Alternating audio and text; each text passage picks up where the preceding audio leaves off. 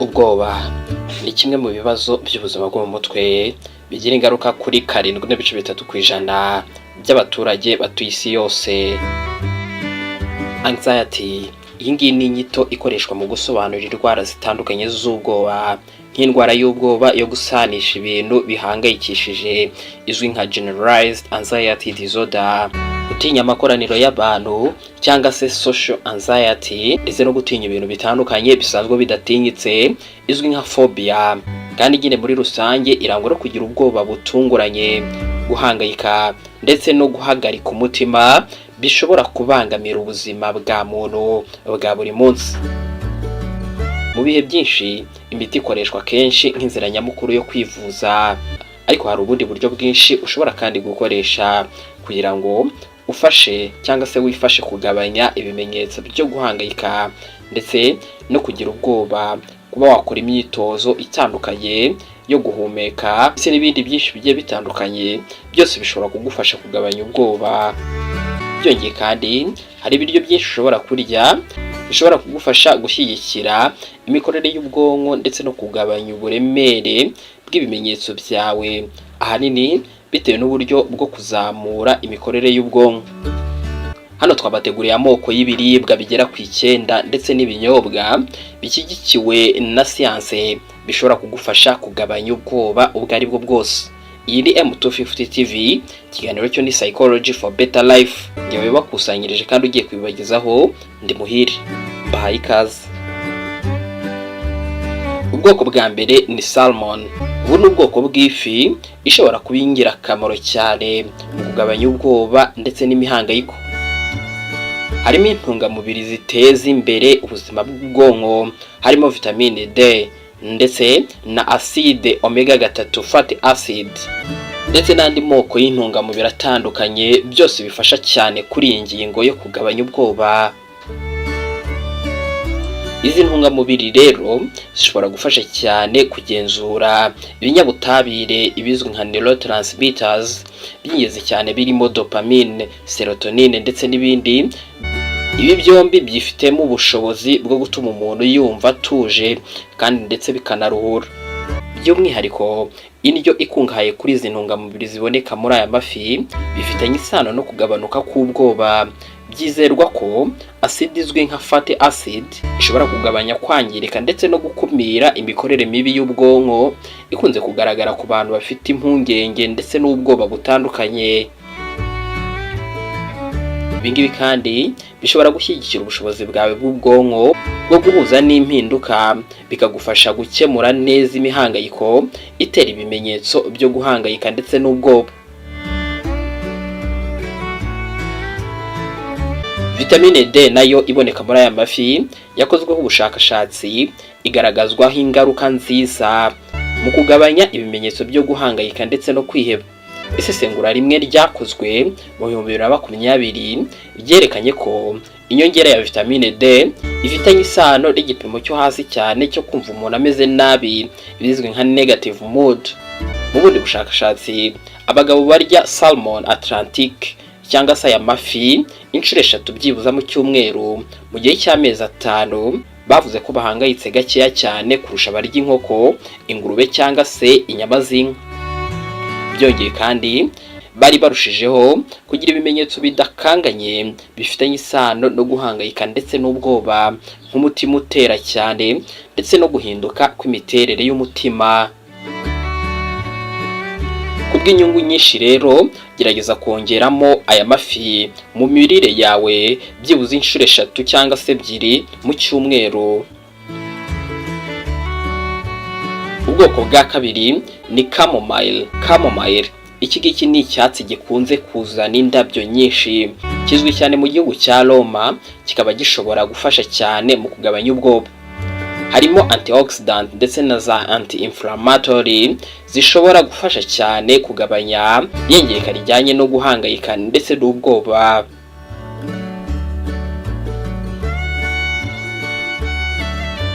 Nubwo uburyo binyuramo budasobanutse neza, ubu bwoko bw'icyatsi cya chamomile bwizeweho ko bufasha cyane kugenzura imiyoboro ya neurotransmitter, mbese bya binyabutabire twabonye haruguru ijyanye n'uko umuntu aba yiyumva, ibizwi nka mood.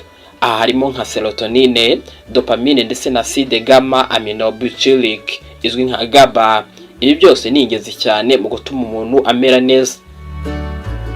Ishobora kandi gufasha kugenga hypothalamic pituitary adrenocortical. Iki ngiki kikaba igice cy'ingenzi cyane mu guhangana na stress umubiri uhura nazo. Ubushakashatsi bumwe bwasuzumye isano iri hagati yo gufata iki cyatsi cya chamomile ndetse no kugabanya ubwoba butandukanye. Ubushakashatsi bumwe bwakozwe rero mu byumweru 38 ku bantu 179 bafite ikibazo cyo kugirira ubwoba ikintu bitewe n'ikindi bihuzwa, ibizwi nka generalized anxiety disorder. Bwagaragaje ko abantu bagabanyije ibimenyetso cyane nyuma yo kunywa miligrama 1500 za chamomile, kino cyatsi nyine turi kuvugaho, ku munsi nyine ugereranyije n'abatarabikoze. Ubundi bushakashatsi bwa kera mu mwaka wa 2012 bwabonye ibisubizo bisa, bivuga ko abarya ibishishwa bya chamomile mu byumweru 8 bagabanuye ibimenyetso byo kwiheba, ubwoba ndetse no guhangayika. Nubwo ingano ntoya y'abakoreweho ubushakashatsi idashobora gutanga imibare ya nyayo yerekana impamvu ndetse n'ingaruka kuri ibi ngibi, ariko nyine bigaragara ko ubu bwoko bw'iki kiribwa ari ingenzi cyane mu kugabanya ubwoba. Ugiye ibisubizo bitandukanye bitanga icyizere, ubushakashatsi bwinshi buracyakenewe cyane ku mikorere ya chamomile mu kurwanya ubwoba. Ubundi bwoko bw'ikiribwa cy'ingenzi cyane mu kugabanya ubwoba ni ubuzwi nka turmeric.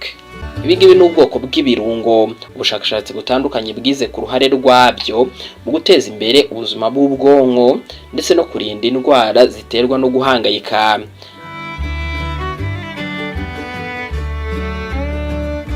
Iki kiribwa kizwi cyane kubera antioxidant nyinshi ndetse na anti-inflammatory ziboneka muri iki kiribwa, zishobora gufasha kwirinda kwangirika kw'ingirangingo z'ubwonko zijyanye no kurwanya kwangirika nyine kw'igihe kirekire hamwe na stress.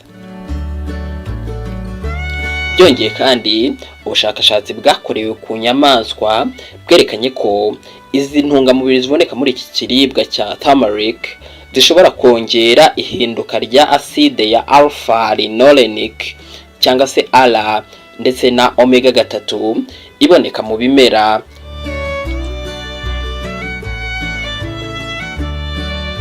Izi ntungamubiri zose muri make zifasha ubwonko cyane ndetse n'imikorere yabwo ku kigero gifatika cyane, ku buryo bifasha cyane mu kugabanya ubwoba. Ubushakashatsi bwakozwe ku bantu 80 barwaye diabete, mbese bafataga iki kiribwa, bwasanze buri munsi hiyongeramo intungamubiri z'iki kiribwa. Ibi ngibi bikaba byaragize akamaro gakomeye cyane kuko mu byumweru 8 byatumye amanota yo guhangayika agabanuka cyane ugereranyije n'igihe hakoreshejwe indi miti. Mu yindi nyigo ntoya yakozwe mu bantu bagiye batandukanye, nubwo bitanga icyizere, ubushakashatsi bwinshi bwerekanye ingaruka zo gukoresha inyongera za curcumine aho gukoresha curcumine ziboneka muri turmeric, cya kiribwa twabonye haruguru nyine turi kuvugaho. Ku bw'ibyo ubushakashatsi bwinshi muri iki gice buracyakenewe. Gufata turmeric rero mu mirire yawe ni ingenzi cyane ndetse birakenewe kugira ngo ugabanye ubwoba. Ubwoko bw'ikiribwa bwa kane ni dark chocolate.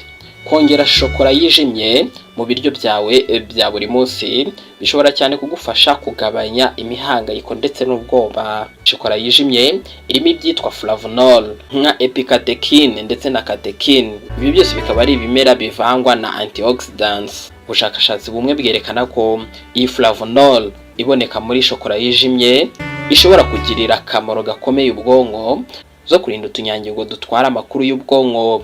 By'umwihariko flavonol ishobora kongera amaraso mu bwonko ndetse no kongera inzira icamo ibitunganya utunyangingo dutoya tutugize. Izi ngaruka zishobora kugufasha kumera neza mu bihe bitesha umutwe, bishobora kugutera guhangayika n'indi mitekerereze mibi. Abashakashatsi bamwe bavuga kandi ko uruhare rwa shokora yijimye mu buzima bw'ubwonko rushobora guterwa gusa n'uburyohe bwazo, rushobora guhumuriza abafite ibibazo by'imimerere, ese waba ubabaye ukishima ndetse n'ibindi. Ubushakashatsi bumwe bwakozwe ku bantu 13,626 bitabiriye amahugurwa bwerekanye ko abarya shokora yijimye bagira ibimenyetso bike byo kwiheba ugereranyije n'abarya gakeya iyi shokora yijimye. Byongeye kandi isuzumwa rimwe ry'ubushakashatsi 9 ryanzuye ko kurya ibiribwa byakorewe mu nganda bikungahaye kuri kakao, mbese kakao rich, bishobora gutuma umuntu agira akanyamuneza by'agahe gatoya. Mu gihe ibi bitanga icyizere, hakenewe ubushakashatsi bwinshi bw'iperereza kuri shokora yijimye, mbese ingaruka z'igihe kirekire igira ku mimerere, guhangana n'ubwoba ndetse n'amarangamutima. Byongeye kandi shokora yijimye ni byiza ko ikoreshwa neza mu gihe cya nyacyo, kuko iba ifite kalori nyinshi kandi biroroshye cyane kuyirya cyane.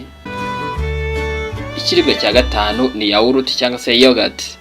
Probiotique cyangwa se bagiteri nziza iboneka mu bwoko bumwe bwa yawurute ishobora kunoza ibintu byinshi by'ubuzima bwawe, harimo n'ubuzima bwo mu mutwe. Nubwo hakiri ubushakashatsi bugaragara, iyi probiotique ishobora gushyigikira igifu, ubwonko, systeme y'igogora hagati y'ibice bishinzwe igogora ndetse n'ubwonko.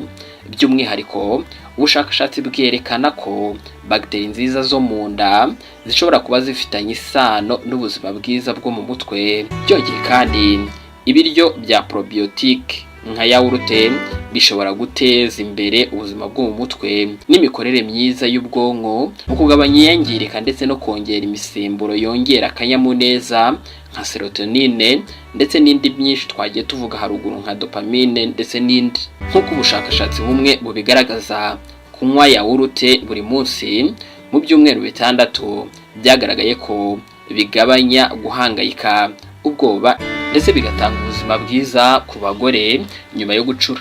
Nubwo ubushakashatsi butanga icyizere, hakenewe ubushakashatsi bwinshi ku bantu kugira ngo hamenyekane isano iri hagati yo kurya yawurute ndetse no kugabanya ubwoba.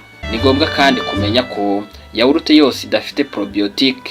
Kubw'inyungu zawe rero no kugira ubuzima bwiza, hitamo yawurute ukurikije ibiyigize. Ikintu cya gatandatu ni green tea cyangwa se icyayi cy'icyatsi. Icyayi cy'icyatsi kifitemo ibizwi nka L-theanine amino acid, byakozweho ubushakashatsi ku ngaruka nziza bishobora kugira ku buzima bw'ubwonko ndetse no kugabanya ubwoba. Mu bushakashatsi bumwe, abitabiriye bakanywa ibinyobwa birimo L-theanine bavuze ko bagabanutseho cyane ku bitekerezo bibi ndetse no kugabanuka kwa cortisol.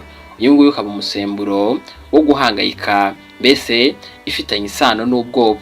Izi ngaruka zishobora guterwa n'ubushobozi bwa L-theanine bwo kurwanya ko utunyangingo dutwara amakuru ku bwonko tudakora cyane bikabije.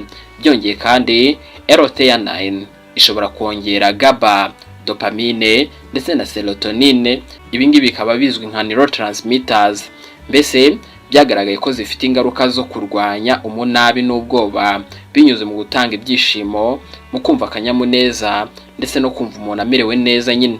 Igishimishije, guhuza L-theanine n'izindi ntungamubiri ziboneka mu cyayi kibisi bigaragara ko bigira uruhare runini cyane mu guteza imbere ituze ndetse no kugabanya amaganya, kandi binashobora kuba byiza cyane igihe biri hamwe kuruta igihe bitandukanye. Ni byinshi twavuga, gusa haracyakenewe ubushakashatsi bwinshi kugira ngo harebwe intungamubiri ziba mu cyayi kibisi, uburyo zigabanya ubwoba. Ubundi bwoko bw'ikiribwa tutabonera izina mu Kinyarwanda ni ubuzwi nka almond. Iri funguro rya almond ni isoko nziza ikomeye y'intungamubiri nyinshi zizwiho guteza imbere imikorere y'ubwonko, harimo vitamine A hamwe n'ibinure byiza. Ibi byose bikaba bifasha cyane mu kugabanya ubwoba. Mu by'ukuri ubushakashatsi bwakozwe ku nyamaswa bwerekanye ko almonds ishobora kugabanya ibitera stress ndetse n'iyangirika ry'utunyangingo tw'ubwonko, bikaba byagira uruhare rukomeye mu kuzamura ubwoba bwinshi. Ifunguro rya almond rikungahaye cyane ku ntungamubiri zituma umuntu ahorana akanyamuneza.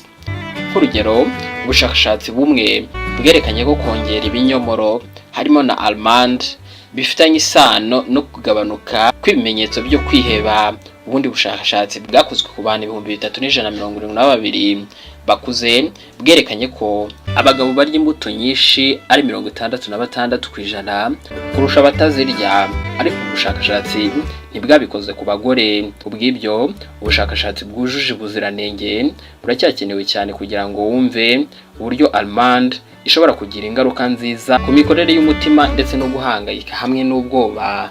Ikiribwa cya 8 ni blueberry cyangwa se inkeri.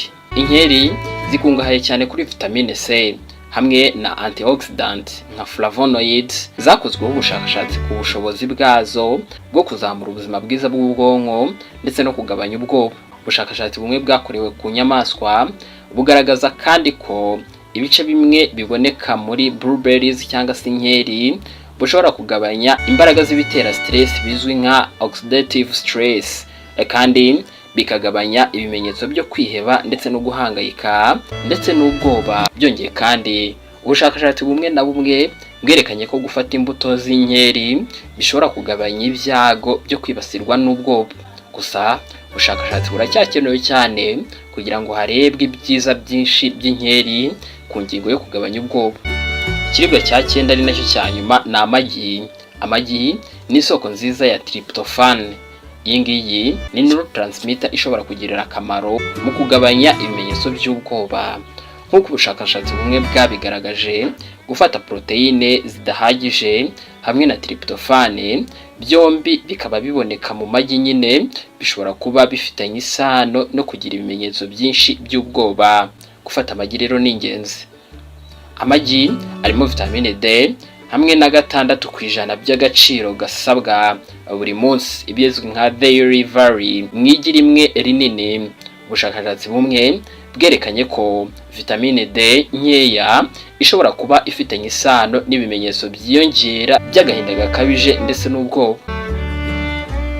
Nyamara nubwo intungamubiri nyinshi ziri mu magi zishobora kuba ingirakamaro cyane, ubushakashatsi buracyakenewe cyane kugira ngo hagaragazwe izindi ngaruka nziza z'amagi mu kugabanya ubwoba. Reka noneho turebere hamwe ibindi biribwa bishobora gufasha kugabanya ubwoba.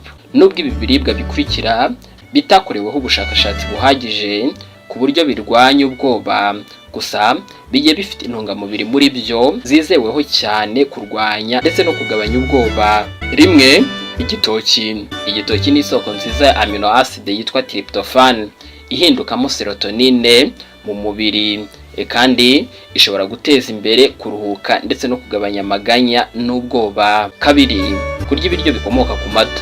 Ibi ngibi bitanga proteine nziza zirimo amino acid y'ingenzi cyane itanga neurotransmitters yitwa dopamine na serotonin. Ibi ngibi bishobora kuzamura ubuzima bwiza bwo mu mutwe binyuze mu kuzamura ibyishimo n'akanyamuneza. Gatatu, ni imbuto za chia, ibizwi nka chia seeds. Imbuto za chia ni indi soko nziza ya omega 3 fatty acid. Ibi ngibi byagaragaye ko bifasha cyane mu marangamutima ndetse no kugabanya ubwoba. Kane, imbuto za citrus. Izi mbuto zikungahaye cyane kuri vitamine C, ifite antioxidant ishobora gufasha cyane kugabanya uburibwe no kurinda kwangirika kw'ingirabuzima fatizo ibizwi nka cells zishobora gutera amaganya n'ubwoba. Nubwo ibi biribwa byose n'ibinyobwa twabagejejeho bishobora gushyigikira ubuzima bwawe bwo mu mutwe, ntibigomba gusimbura imiti iyo ari yo yose cyangwa se ubundi buvuzi ubwo ari bwo bwose bwashyizweho n'inzobere mu by'ubuzima bwo mu mutwe. Ngana ku musozo, guhangayika n'ubwoba ni ikibazo kitoroshye cyane cy'ubuzima bwo mu mutwe. Bisaba rero uburyo bwinshi bwo kugicunga neza hamwe n'imiti n'ubundi buvuzi ubwo ari bwo bwose bwabugenewe. Ibiryo urya bishobora kugufasha cyane gushyigikira ubuzima bwawe bwo mu mutwe, kugabanya ibimenyetso by'ubwoba ndetse no guteza imbere ubuzima bwiza bw'ubwonko. By'umwihariko ibiryo bitunganyijwe cyane birimo antioxidant bigaragara ko ari ingirakamaro cyane, ariko nta bushakashatsi buhagije buhari bwo gushyigikira gukoresha ibiryo nk'umuti wa mbere wo kuvura ubwoba, bityo ntibigomba gusimbura imiti cyangwa se ubundi buvuzi busabwa n'inzobere mu buzima. Nubwo bimeze bityo, kongera ibyo kurya twagarutseho mu mirire yawe ni inzira nziza yo gushyigikira ubuzima bw'ubwonko ndetse no kumererwa neza muri rusange. Ngayo nguko rero ikiganiro cyo ni Psychology for Better Life, nawe ugiye wabibakusanyirije kandi wabibagezagaho. Ndi Muhire.